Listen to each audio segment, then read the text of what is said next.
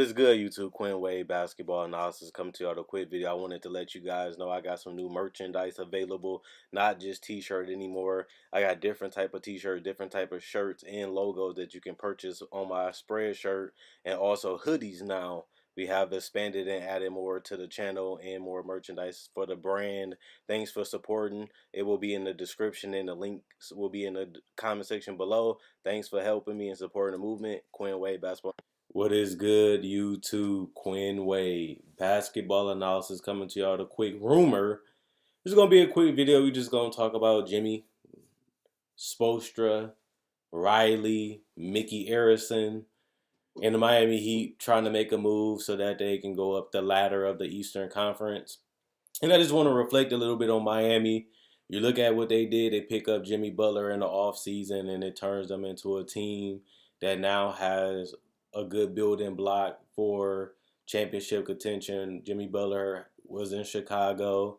He helped that team make it to the playoffs as the best player on that team with Dwayne Wade and Rondo. He would then get traded to Minnesota, and he would help that team make it to the playoffs for the first time, I think, 14 years, around over 10 years that they missed making the playoffs, and he was able to get them all the way up to a top 4 seed in the West. And then, of course, he went to Philly. They got to the second round. They was one shot away from going into overtime with a chance to win the game and potentially even go to the Eastern Conference Finals. And here we have Jimmy Butler right here and right now. And now they're trying to figure out a way to surround him with the talent to really get a good season out of this roster and really try to compete, for a title. And Jimmy Butler said that in the interview is all about building for that big picture of being NBA champions. And I think that when you look at this roster, you look at the organization, they believe in hard work. They believe in pushing the players for success, pushing them to get the best out of themselves.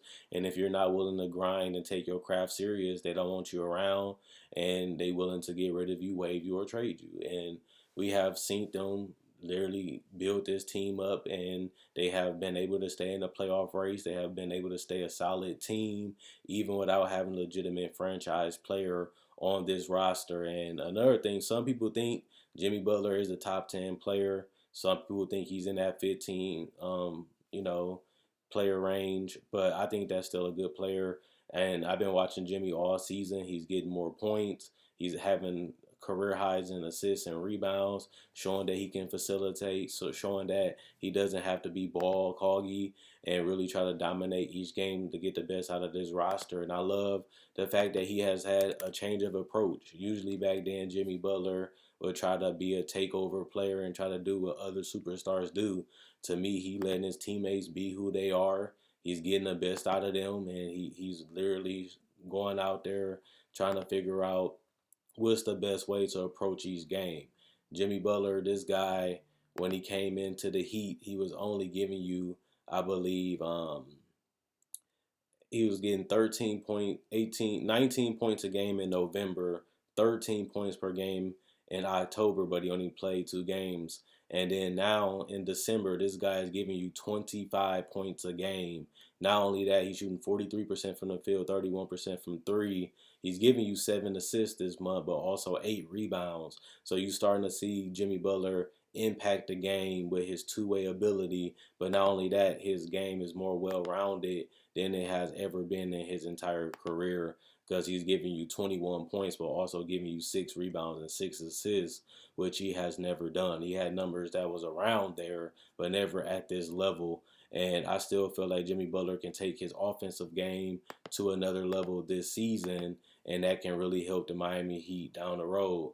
But like we have heard this team trying to make trade for Chris Paul, who's having a good season. People thought Chris Paul was washed up. People thought he couldn't play, and some people thought that he still had it left. He had a lot left in him, and he's proven that he can still be a starter. He's still defending well. He still can hit threes. He can still make great decisions. He can still get to his spots and knock down shots. And I think that's important for a guy that you want to trade. But the video is about Jrue Holiday. This is a guy that everybody in the league, including players, respect. He goes out there and compete. He goes out there and give it his all, and that's what the Heat want. He's a two-way player, a guy that can guard multiple positions and play multiple positions, can switch and guard multiple positions. But not only that, he can get to the paint, he can finish, He got somewhat of a 3-point shot, but it's not the consistent, but it is a upgrade over the talent that they have right now. And when you look at this Heat roster, they got pieces that can be moved. It's not one guy on this roster outside of Bam that you really say can't really be moved or is untouchable. Obviously, you got Butler and Bam, and those are your best two players. But you add another guy on a perimeter that really helps Jimmy Butler out because then he doesn't have to guard the point guards. He don't have to guard all the shooting guards. He can give you minutes at another position. And even if he does get switched off, at least you know that Jrue Holiday is a guy that you can trust to make great basketball decisions offensively and defensively, and that upgrades your talent level. Now, I'm not saying that the Heat need Jrue Holiday, but it would be a move in the right direction because his contract is one of the decent contracts in the league. When you look at Jrue Holiday numbers, he's giving you 19 points a game. He's shooting 44% from the field, 33% from three, but he's also giving you 5 rebounds and 7 assists, and he's also giving you a steal. And Jimmy Butler leads the league in steal. But what I will say is, this is a trade that I would like to see happen. Not only is Jrue Holiday the same age group around Jimmy Butler, Jimmy is 30 and Jrue Holiday is 29, this is a perfect fit. And I think Jrue Holiday, if I'm the Pelicans, I'm not in a rush to trade Jrue Holiday because you do have options and you do have young talent and you do have Zion coming back this year or next year, whenever he comes back. But this team still has enough pieces. Even if they get Jrue Holiday or keep Jrue Holiday, they're going to be fine. They don't have to rush or make a decision just because they need to trade him. If they don't have a trade they need, Jrue Holiday is still an asset. He still is a respected player, and they don't have to just do it just because everybody else feel like they should trade him. And I think that that's smart by David Griffin. If I get the right offer, that's fine. If I don't, I still have a productive guy that is an asset at worst that people will want. There's not too many places that need a point guard, but when you look at what Jrue Holiday can bring to the table, he's a guy that you want on your team. He's a winner. He guards everybody. He goes out there and plays hard. He trying to make the right decisions. He keep trying to keep his teammates involved, and he's a great playmaker. So I've been having respect for Jrue Holiday for a long time, and I think that it would be interesting if they can have a team with Jimmy, Bam, and Jrue Holiday and fill out that two guard position with another player. This can really up their whole team on paper and fit wise, but we really won't know until it actually happens. But if I'm Jrue Holiday, I'm not complaining. I'm going to a team where they're about winning championships. I'm going to a team where they already have an established superstar and they already in the playoff race and they already one of the better teams in the NBA. The problem that I see with the Heat isn't really them. It's just the fact that they're trying to get to that point where they're a legitimate contender and they have to be able to make these trades and take these gambles and risks, which Pat Riley has done over his whole GM career, that can really be risky, or it could be a high risk or a low ceiling, but he still has been able to do that. So I'm not surprised that they will try to make a move for Jrue Holiday. They're 11 games above 500. Um, they're 19-8. This is a team that is a legitimate mix for being up there with the Philadelphia 76ers or Milwaukee. They're a few trades away from being a legitimate contender in the East. They up there with the Bostons, the Torontos, and the Indy when they get Victor Oladipo back, and obviously Brooklyn when they get Kyrie and LeVert back. I think Miami is just as good, or if not a little bit better, because they play better together, honestly, and they know what each other's strengths and weaknesses is, and they know how to get the best out of their players, and you can give credit to that to Eric Spoelstra, as he has been a phenomenal coach. But I think this would be the ideal move. Chris Paul is a little too old. His contract is a little bit too much and a little bit too long, and he does have those injury risks. And I think Jrue Holiday give you more guarantee, and I think that he gives you, a guy that also fits what Chris Paul can do, but he can also be a guy that you can let go if it doesn't work because his contract ain't long, and he also give you a little bit more versatility and a little bit more upside because of his length, his athleticism, and the fact that he might not be a guy that you have to depend on as hard as New Orleans. He's playing 36 minutes a game in New Orleans, and he wouldn't have to kill itself to do that on Miami, as they have Kendrick Nunn and other players on this roster that can play the point guard position like Dragic. And even if you do trade those pieces, you still do have solid pieces. And Jimmy Butler is a guy that can handle the ball, make decisions, especially in the fourth quarter.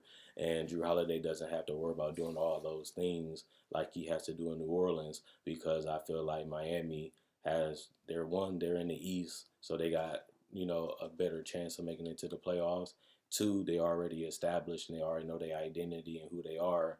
And three, Eris Spoelstra has shown that he can coach any type of roster and get somewhat of the best, or even give them a chance of making it to the playoffs. But to me, this is another step that can really get them closer to competing with the Phillies and the Milwaukees as one of the best elite teams in the East. And this move will get them closer. But I also think that it won't be enough to put them over the top, but it still will be a chance to upgrade their talent from where they are now and get themselves ready for that other piece that can come in and really make them a competitive team, a championship contender in the Eastern Conference, which they're not, like I said, that far from. So let me know what you guys think. Is this a smart trade? Do you think they should trade for Chris Paul? Do you think Jrue Holiday's shorter contract, younger age, more versatility is smarter? Or do you think that that's too much of a risk and they should stand pat? Or do you think they should just stay with Dragic coming off the bench with Kendrick Nunn and continue to develop these young guys like Hero and Nunn to go with Jimmy Butler and Adebayo, who's another young player they still developing that has turned out to be a solid center, a great center at that. And they should continue to grind out and be patient. Whatever you feel about this Miami Heat team and how they're going, let me know in the comment section below. But most importantly, what player and what pieces do you feel like this Miami Heat team need to get over the hump and be up there with the Phillies and the Milwaukees and the best teams in the East? Right now, they're right in the middle. What moves can they do to get to the top? And to me, this is a huge race, because a couple years ago they had Chris Bosh and Dwayne Wade, and they already back into contention. Now it's about getting to that championship level, which they almost there already. That's how quick the retooling has been. But it was a big sign getting Jimmy Butler. That was the thing that really helps them get free agents too, because he has respect around the league, and a lot of people love the way he played, they love the way he is, and love the way he worked. And he's a winner. He does what he has to do, and I feel like Chris Paul does that too. Also, Jrue Holiday. So you can't go wrong with either pick. They all got their pros and their cons, but I do think Jrue Holiday is the better pick, as he is more. He's loyal. He is a guy that compete. He is a guy that gives you a little bit more and a little bit more young, well, a lot more younger than Chris Paul, which could be great for you, especially because if it does work out, or they do work out, you can always re-sign Jrue Holiday, and he still got a couple more years to go, barring any major injuries to his body. And he hasn't really been injured for the last two seasons so far, because the season isn't over. And that's a good sign for him, because that was one of his main weaknesses when he got his extension, was that he couldn't stay healthy. But he has been able to do that, and he won't have to do as much on his Miami Heat team, which can help him stay healthier, but also help him be more fresher, which helps them in the playoffs. But let me know what you guys think at the end of the day, and let me know what you guys think the Heat should do.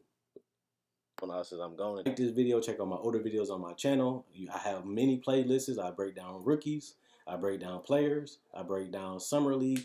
I do cover the draft, and I got a mock draft up already. Not only that, I do podcasts, and I also talk about the game of basketball, whether it comes to summer league, free agency, trade deadline, buyouts, and also I cover top 10 discussions and stuff like that. So you like this type of video, you like the NBA, check out my older videos and my playlists. I enjoy making these videos. You guys enjoy watching.